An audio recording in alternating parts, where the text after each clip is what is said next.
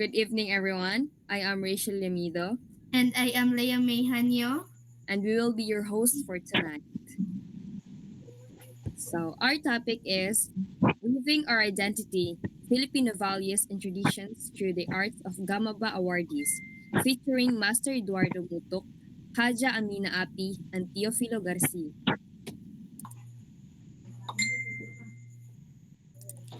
So, Good what evening. defines the Filipino soul? Filipino identity is found in our daily tradition, our faith, and the way we use our hands to create. Today, we look at the masters who preserves the inevitable essence of the nation.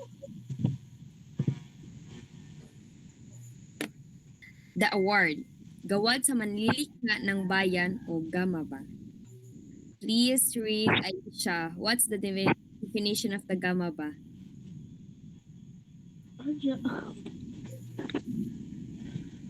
I honors Filipino artists who have reached the highest level of technical and artistic excellence in traditions arts. Okay. Ivan Yuri, read the mission. To ensure these crafts are preserved and passed down to the next generation. Okay. The award is equal its status to the National Artist Award, focusing on folk and traditional arts. Okay. So now we have the three threads of Filipino heritage. We have Eduardo Motok from Pampanga, which is metal smith or silver and brass. And we have Haja Amina Api from Tawi-Tawi, master mat weaver. And we have Teofilo Garcia from Abra, ground hat maker or Tagungaw. So this is our first awardee, Eduardo Muto, Crafting Faith in Silver. Craft, metal smithing, specialized in the delicate art of pinukpok and repose, hammering and chiseling metal. Location, Apalit, Pampanga. Works, retablos, altar, backdrops, essential tikal vessels, and ornate religious icons. And the next is we have the value of dedication and faith. Irene, can you read the first stanza?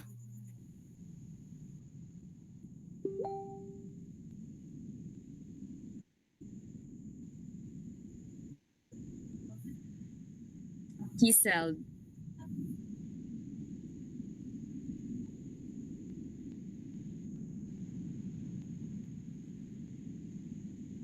Okay, thank you. And next we have Mark Jansel Pabayda. Can you read the second?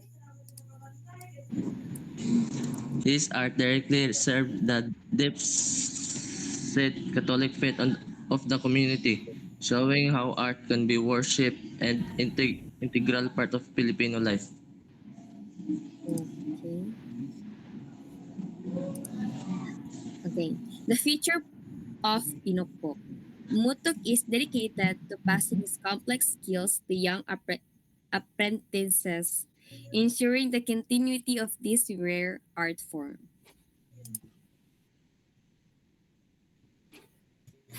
And the second awardee is we have Haja Amina Api, weaving of weaving the colors of Tawi-Tawi. Weaver of the highly intricate,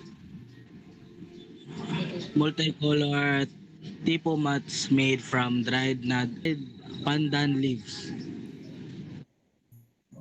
And we have the location from Ungus Matata, Tandubas, Tawi-Tawi. And style, known for the fineness of the waving, straightness, and vivid geometric patterns unique to the Sama people. Okay. Happy. The value of perseverance and diversity. Aisha, please read the first paragraph. Weaving is a painstaking process from harvesting, stripping, and drying the pandan leaves. to the art of weaving. It demands immense patience and sustained focus. Pagkakataga. Cody, second paragraph. The Tito map showcase the beauty and richness of the Sama Bajaw culture, reminding us that the Filipino identity is a vibrant tapestry of many distinct, strong indigenous groups. Alright. And now the geometric language of Tepo. The patterns tell stories. Abstract geometric shapes often represent elements of nature of local fauna. Preserving the Sama worldwide, an aesthetic, her use of color is deliberate, vibrant, and Okay. So, we will move on to Teofilo Garcia, the ingenuity of the tabunga. Craft. Making traditional farmers' hats from the dried gourd, Laginaria siceraria, known as the tabunga. Location. San Quintin, Abra.